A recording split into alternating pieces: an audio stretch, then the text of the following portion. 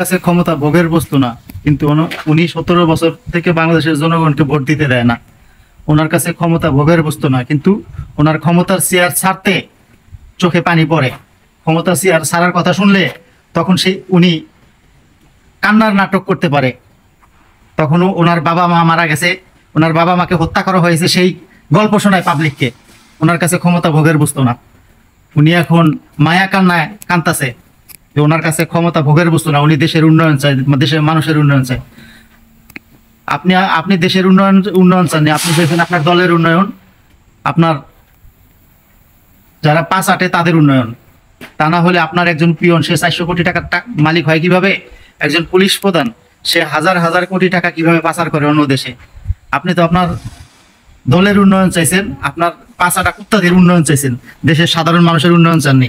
দেশের সাধারণ মানুষের যদি উন্নয়ন চাইতেন তাহলে এই যে গত 2টা বছরে আমি এখন মালয়েশিয়াতে যেই জায়গায় 80,000 টাকা খরচ হওয়ার কথা, চুক্তি করেন আপনার 80,000 টাকা একজন প্রবাসী, একজন বাংলাদেশি মালয়েশিয়াতে আসবে কাজের উদ্দেশ্যে, আর সেই জায়গায় এখন লাগে 6 লাখ টাকা, 6.5 লাখ টাকা, 5 লাখ টাকা, মানে 5 লাখের উপরে লাগে। প্রত্যেকটা প্রবাসীর 5 লাখের উপরে টাকা দিয়ে মালয়েশিয়াতে আইসা এখন কাজ পায় না। ওনার কাছে ক্ষমতা ভোগের বস্তু না। উনি ক্ষমতায় টিকে থাকার জন্য বাংলাদেশের সকল সেক্টরে দলীয়করণ করে ফেলেছে। ওনার কাছে ক্ষমতা ভোগের বস্তু না। উনি এখন সংবাদ সম্মেলন করে বলে আমার কাছে ক্ষমতা ভোগের বস্তু না হলে ক্ষমতা ছাইড়া দেন। আপনাকে তো জনগণ চায় না, আপনি তো দেখতেছেন দেশের পরিস্থিতি দেখার পরেও যদি আপনার লজ্জা না থাকে, আপনার যদি লজ্জা না হয়, আপনার যদি জ্ঞান না হয় যে দেশের মানুষ আমাকে চায় না, আমি ক্ষমতা ছেড়ে দিই। ক্ষমতা যদি ভোগের বস্তু না হয় তাহলে ক্ষমতা ছেড়ে দিয়ে তারপরে বলেন আমার ক্ষমতায় আমি আজীবন থাকতে আসিনি, ক্ষমতা ছেড়ে দিলাম, এখন আপনারা কারে দিয়ে দেশ চালান, দেখি আমার থেকে কে ভালো দেশ চালাইতে পারে। আপনি ক্ষমতা ছেড়ে দিয়ে তারপরে বলেন ক্ষমতায় বৈশা থেকে এখন যে আপনি ক্ষমতা ভোগের বস্তু না। শেখ হাসিনার কাছে ক্ষমতা ভোগের বস্তু না। বিলাসিতা করতে ক্ষমতায় আসেনি, সে বিলাসিতা করতে আসেনি, কিন্তু গণভবন ছাড়তে তার কাছে মায়া লাগে।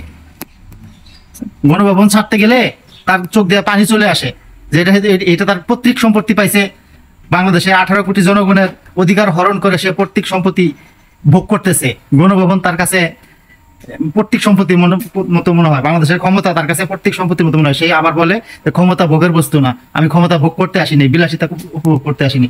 ধন্যবাদ। ভিডিওটা ভালো লাগলে সবাই একটু শেয়ার করে দেন।